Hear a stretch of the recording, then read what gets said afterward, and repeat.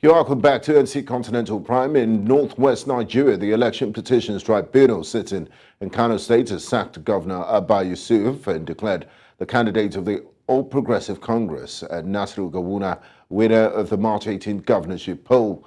Reading of the judgment was transmitted virtually via Zoom, a teleconference service, as the panel members were not physically in court. The ruling came weeks after lawyers of both parties made their closing argument on behalf of the client on the 21st of August. We also understand that the NNPP will appeal the tribunal ruling. In the meantime, a 24-hour curfew has been declared in Kano State, northwest Nigeria, following the judgment of the Election Petitions Tribunal. Commissioner of Police Ahmed Husaini in a statement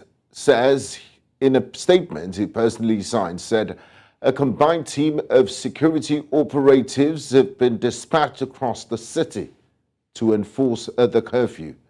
It stated that the Kano State Police Command have mapped out strategies on that directive and call on the people of the state to give the necessary confidence and support. Residents were seen scampering and running to close their businesses and shops for fear of attacks by hoodlums. Now, joining me tonight to discuss the outcome of the tribunal judgment in Kano is Ahmed Musa Husaini, is a public affairs analyst, joins us from the nation's capital, Abuja. One welcome to you, Ahmed, and thanks for joining us. Thank you.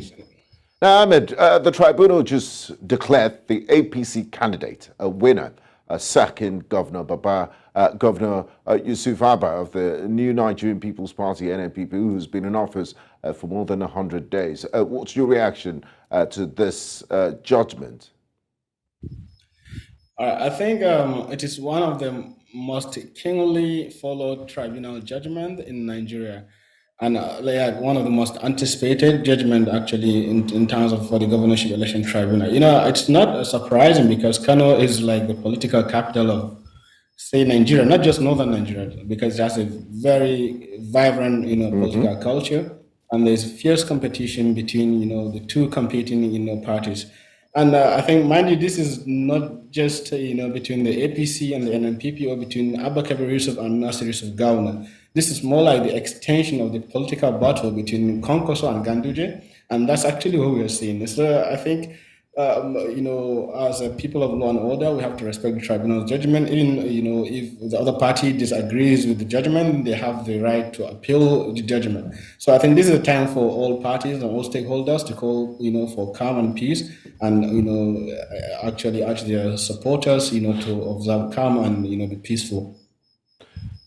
Now, Ahmed Husaini, what grounds did the tribunal declared this governorship victory? Did he give it to Gawuna? And the NNPC is now saying, the NNPP, I beg your pardon, says that they will appeal the tribunal ruling, which annulled the victory of Governor Abba Yusuf. What do you see playing out when he goes to the Supreme Court?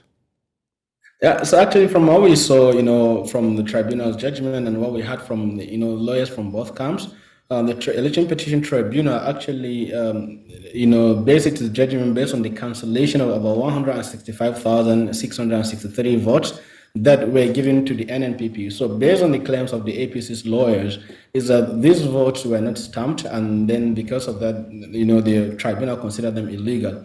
I think one of the initial prayers for the APC lawyers is actually to have the election, to have some of those votes cancelled and send the election into a rerun, which, fortunately for them, the tribunal actually declared the votes invalid and then subtracted them from the NNPP's tally, and then, awarded the victory to the APC. And another thing is, there's also the issue, about whether, the NNPP's candidate is qualified to contest in the election based on his membership of the NNPP. So one of the contention, one of the issues the APC was, trying to prove before the tribunal is that the NNPP's candidate, Abba was not an NNPP member, or was not, properly registered as an NNPP member. And I think the tribunal also agreed with the NNPP, but declined, to give like a definitive judgment on that based on lack of jurisdiction over, such pre-election issues. Oh, yeah. So these are some of the issues, that the NNPP will need to actually overturn on appeal. Thank you very much, Ahmed Husaini, for your analysis. It was a pleasure having you join us on the news. Thank you. It's my pleasure. Thank you.